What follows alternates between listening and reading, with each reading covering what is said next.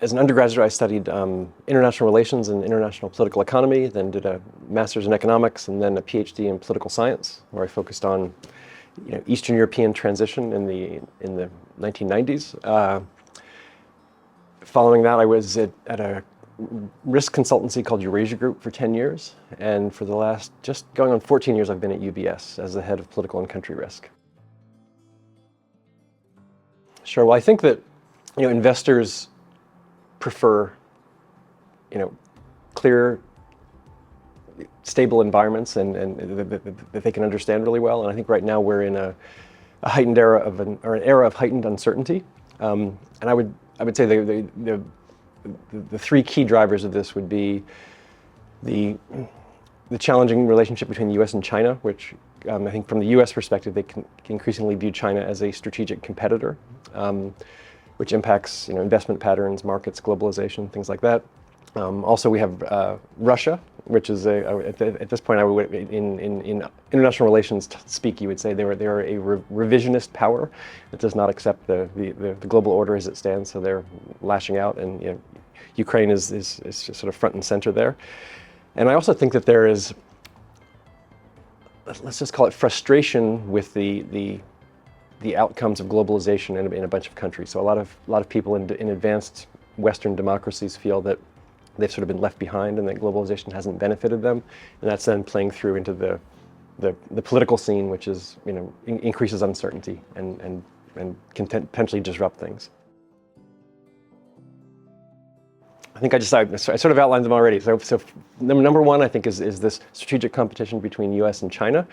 More recently, we've had an improvement in relations, I would say, but I still think that policymakers in the U.S. still view China as a potential threat, which is a marked shift from previous decades. Second, I think we have this Russia playing a disruptive role that has big implications for European security and potentially investment.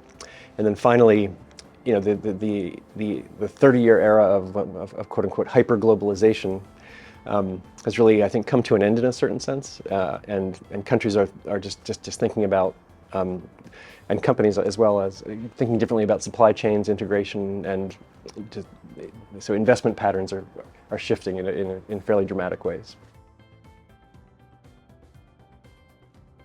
One of the things that the U.S. is clearly trying to do is prevent China from getting certain kinds of advanced technology. Semiconductors is at the top of that list, of course.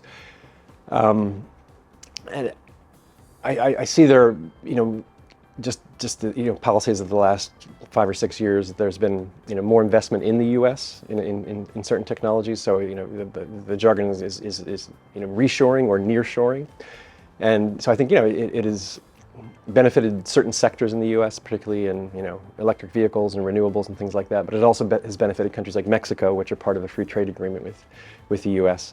So yeah, I think there's let's say a regionalization of supply chains. So within Europe, within Asia, and within the Americas. So I think countries, states like South Carolina have benefited from additional inward investment, which had been a trend for a few decades. So yeah, I think that as those patterns shift, there are certainly risks, right? Because you have some major global companies which have a let's say universal or global supply chain, are just having to rethink about how they really set that up. So that just increases costs in certain ways and also uncertainty. Yeah, well, I think the U.S. has been urging caution, right? Yesterday we had a potential additional escalation with Israel, hitting some sites in Iran and Syria. I think that the real risk of spillover and escalation relates to Hezbollah in southern Lebanon. There's some voices in Israel suggesting that should be the next target, or they should eliminate that threat. That could lead to a wider war and sort of spillover. And I think that what people in markets are most concerned about is spillover that would impact energy flows from the Persian Gulf. And I really think at this point that's not a huge risk. So I think the events on the ground are certainly challenging and troubling in certain respects, but the market spillover implications really relate more to energy. And I don't think we're really at risk of that right now. Sure. Well, Russia-Ukraine is a tricky one because I think many people now think it is in a so-called stalemate or sort of frozen, but it isn't really. I think Russia will attempt to push to retake some of the territory that it ceded last year or the year before. Ukraine, over the course of this year, is going to try to regenerate its military capacity in terms of building up its army and also munitions, and so they will, I think, attempt another counteroffensive. So it isn't settled at all, which I think just leads to ongoing uncertainty. Like there's a scenario where Russia would lose a bunch of the territory that it's taken and perhaps lash out. There's also a scenario where Russia does really well and threatens the Ukrainian government. And in either case, I think that could be concerning. The key risks for the region are not so much about Gaza and more about Hezbollah in southern Lebanon and also the potential tensions between Israel and Iran.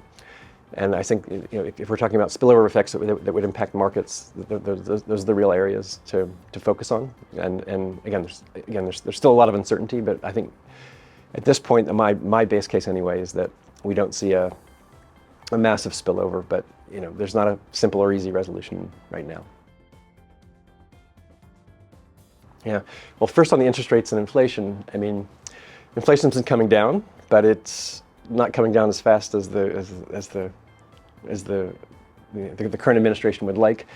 So I think we're in sort of uncharted territory there, and there's a real, I think, market interpretations had been that there would be several interest rate cuts this year. Now I think that is a bit less sure, given that inflation has not been coming down in the past weeks and sort of month. So I also think that impacts the electoral outlook for the incumbent president, because even if interest rates and inflation have come down a bit, the collective impact of price increases over the past few years is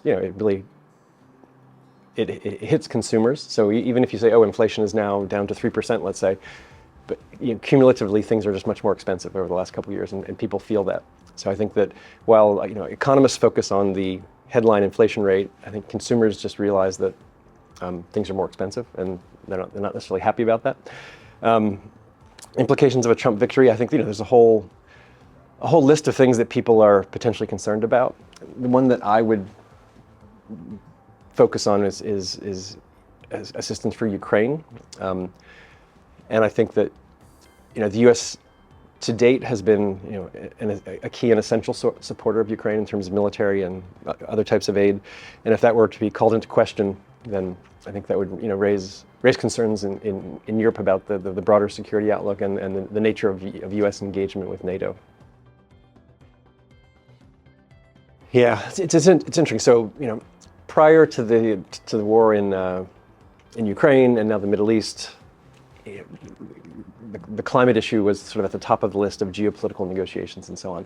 Now it's sort of gone out of the headlines a bit, but I still think over the next generation, this is the single most important international diplomatic challenge, because what it really is going to require is really concerted collective action among the key players. So U.S., China, Europe, some of the main emerging markets, India, Brazil, and this is a big coordination problem.